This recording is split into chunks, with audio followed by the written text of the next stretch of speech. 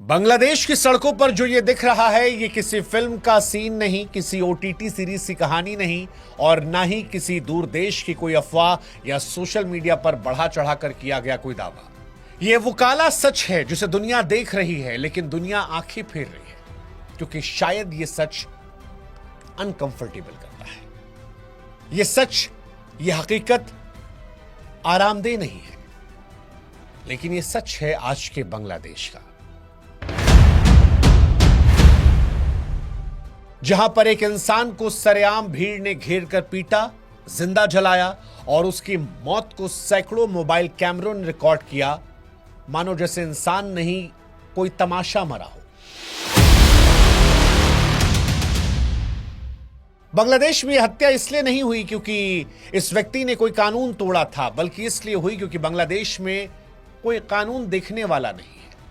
यह किसी सुनसान जगह नहीं हुआ, किसी अंधेरी गली में नहीं हुआ, किसी कोने में नहीं हुआ जहां पर पुलिस प्रशासन की नजर ना पहुंचती हो। यह घटना खुलेआम हुई, लोगों के बीच हुई, शोर, चीख पुकार, नारों, कैमरों के बीच।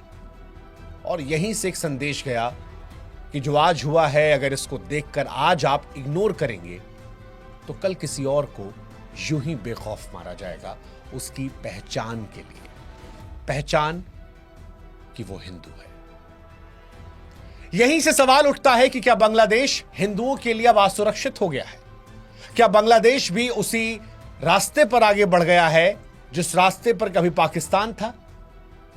क्या पाकिस्तान से निकलकर बांग्लादेश अब फिर से पाकिस्तान बन रहा है? क्योंकि बांग्लादेश की यह घटना अगर घटना होती तो शायद हम और आप इसे अपराध कहकर आगे बढ़ सकते थे, लेकिन समस्या यही है, बांग्लादेश की यह घटना नहीं है। यहां मारने वाले केवल लाठी, पत्थर या आग लेकर नहीं थे। यहां मारने वाले वो खामोश लोग भी थे जो चारों तरफ खड़े थे। वो डर शामिल था जिसने किसी को आगे नहीं बढ़ने दिया। वो नफरत शामिल थी जिसमें इंसान की पहचान उसकी मौत की वजह बन गई।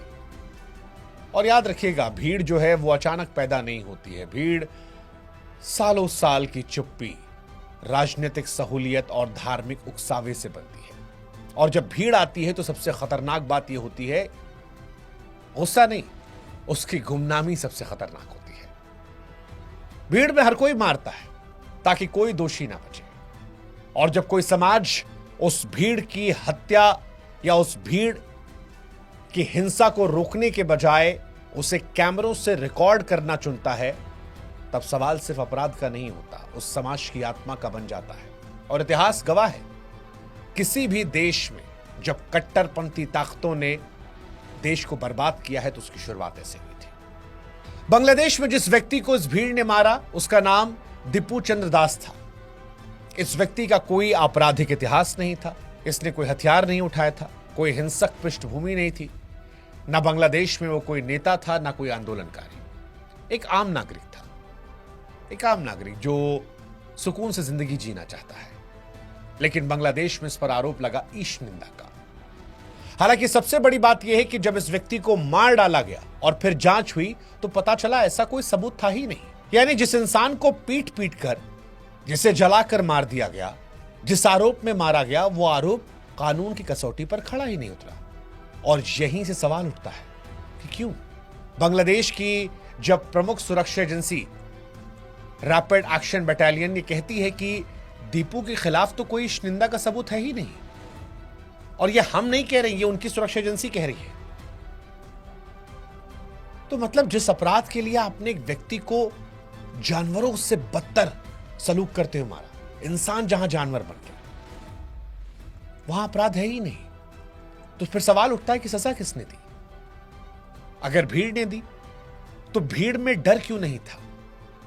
डर कि कैमरा चालू है, डर कि लोग देखेंगे, डर कि कानून।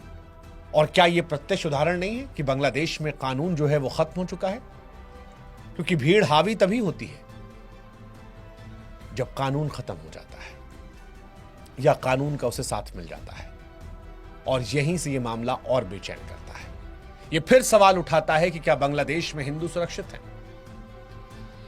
यह सवाल भावनाओं से पैदा नहीं हुआ है, बांग्लादेश में हिंदुओं की सुरक्षा का सवाल उन घटनाओं से पैदा हुआ है जो बार बार दोहराई जा रही है। दीपू चंद्र दास की हत्या में किसी ने यह नहीं पूछा कि दीपू दलित था, ब्राह्मण था, क्षत्रिय था या वैश्य था, क्योंकि बांग्लादेश में जो कट्टरपंथी ताकतें जगी हैं उन्हें इस बात से कोई फर्क नहीं पड़ता। उन्हें सिर्फ इस बात से फर्क पड़ रहा था कि ये हिंदू था। और पाकिस्तान से निकला बांग्लादेश अब पाकिस्तान की राह पर जा रहा है, क्योंकि वहां पर पाकिस्तान की तरह ही हिंदुओं की पहचान ही उनकी जान लेने के लिए काफी हो रही है। पिछले 2 सालों में कम से कम ये पैटर्न दिख रहा है।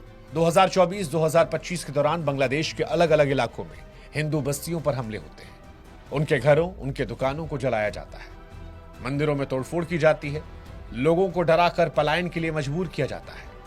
2024 में जब राजनीतिक अस्थिरता आती है तब भीड़ हिंसा के बीच हिंदुओं के घरों, व्यवसायों और पूजा स्थलों पर 2000 से ज्यादा हमले करती है। और यह रिपोर्ट दर्ज है। कई मंदिरों में मूर्तियां तोड़ी जाती हैं, पूरे हिंदू मोहल्ले को निशाना बनाया जाता है। और फिर हम स्पष्ट कर दें कि यह व्हाट्सएप फॉरवर्ड नहीं बता रहे हम। सार्वजनिक रिपोर्ट, मीडिया कवरेज और मानवाधिकार संगठन के जो रिकॉर्ड्स हैं उनका हिस्सा बता रहे हैं। 2025 में भी कुछ बदला नहीं। जुलाई 2025 में रंगपुर जिले में भीड़ ने हिंदू इलाकों पर हमला किया। 15-20 हिंदू घरों को लूट लिया, तोड़ा गया। कई परिवारों को जान बचाकर भागना पड़ा। पुलिस, सुरक्षा बल मौजूद थे, लेकिन हिंसा रुकी नहीं। और यह सिर्फ कानून व्यवस्था की नाकामी नहीं थी, ये उस भरोसे के टूटने का क्षण था जब राज्य में पुलिस मौजूद हो, प्रशासन मौजूद हो, लेकिन भीड़ ना रुके। तब यह सवाल उठता है कि आखिर सुरक्षा की जिम्मेदारी किसकी है? और यह सवाल वहां के हिंदू उठा रहे क्योंकि उनके धार्मिक संस्थान सुरक्षित नहीं है। मंदिर तोड़े जा रहे हैं। इस्कॉन से जुड़े मंदिरों और केंद्रों के आसपास कई बार तनाव और हिंसा की घटना सामने आई है। कुछ मामलों में हालात इतने बिगड़े हैं कि केंद्रों को अस्थायी रूप से बंद करना पड़ा। और यह सिर्फ संस्था पर हमला नहीं था, ये उस धार्मिक पहचान पर हमले थे जिसे भीड़ असहज मानती है। और जब किसी समाज में धार्मिक पहचान असहज होने लगे तब अल्पसंख्यक होना अपने आप में जोखिम बन जाता है। और इसीलिए बार बार हम कह रहे हैं कि क्या बांग्लादेश में भी पाकिस्तान की तरह हिंदुओं की जान अब सुरक्षित नहीं है? क्योंकि ज्यादातर मामलों में कहानी एक जैसी है। पहले अफवाह फैलाई जाती है, फिर धर्म का अपमान या फिर ईश निंदा का आरोप लगाया जाता है, और उसके बाद भीड़ आती है, कानून अपने हाथ में लेती है। फिर ना जांच होती है, ना सबूत देखे जाते हैं, ना अदालत की जरूरत। फैसला भीड़ सुनाती है और सजा मौके पर ही मौत के तौर पर दी जाती है। ये न्याय नहीं है, ये भीड़ का शासन है। और इतिहास गवाह है कि जहां भीड़ न्याय करने लगती है वहां सबसे पहले निर्दोष और अल्पसंख्यक मरते हैं। और इस डर को समझने के लिए हमें ज्यादा दूर जाने की जरूरत नहीं है। पड़ोस पाकिस्तान में देख लीजिए। 1947 में आजादी के समय पश्चिमी पाकिस्तान में हिंदू और सिखों की संयुक्त आबादी लगभग 20 से 23% थी, लेकिन आज उसी पाकिस्तान में यह आबादी केवल 1.5 से 2% है। यह गिरावट एक आदेश या किसी एक दंगे से नहीं हुआ। दरअसल जनसंख्या जो है वो दंगों में घटती नहीं है, डर से घटती है।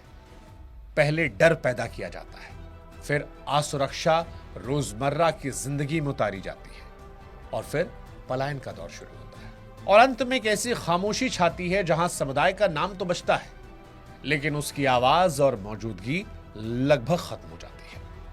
पाकिस्तान में यही हुआ। दंगे, फिर डर, फिर वो असहजता, और फिर पलायन। और ऐसा पलायन कि 1947 में 20 से 23% से आज आप 1.5 से 2% बचे हैं। पाकिस्तानी कहानी चेतावनी है, आरोप नहीं है।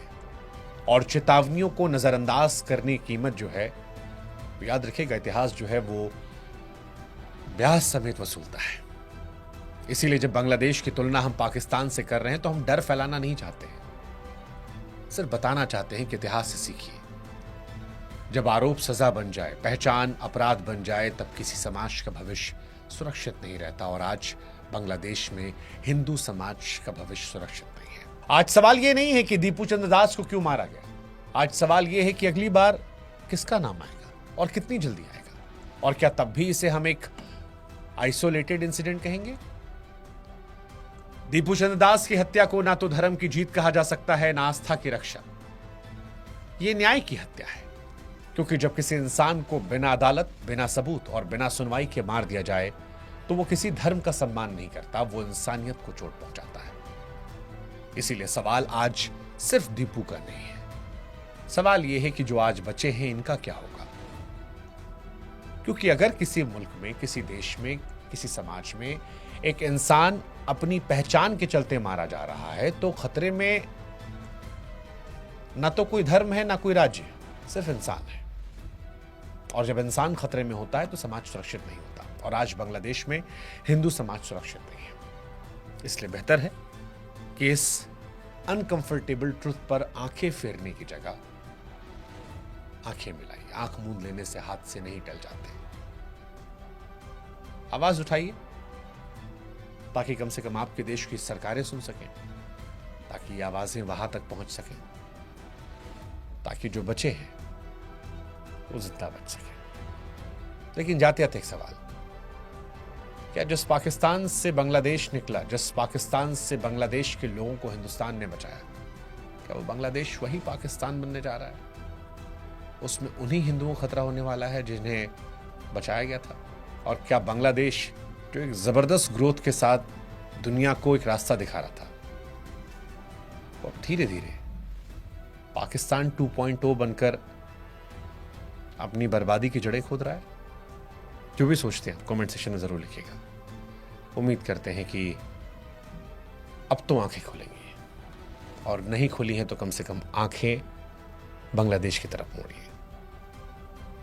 आप भी लिखिए, all eyes on Bangladeshi Hindus. जय हिंद, जय भारत, नमस्कार।